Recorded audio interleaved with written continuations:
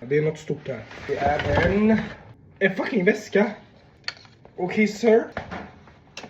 Det var ju typ bra. Vad har vi näst? En clipboard. Jag kommer aldrig använda i hela mitt liv. Det är något som låter glas.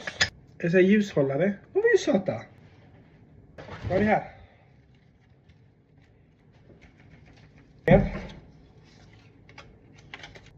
Ice block.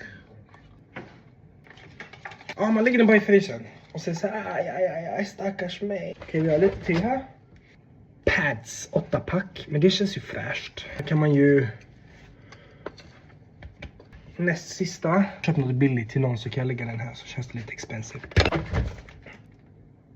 Servetter. Men vet du, jag behöver typ det. Varför är jag arg? Lite hårda. För 50 riksdaler så är jag nöjd. Och jag måste säga den här väskan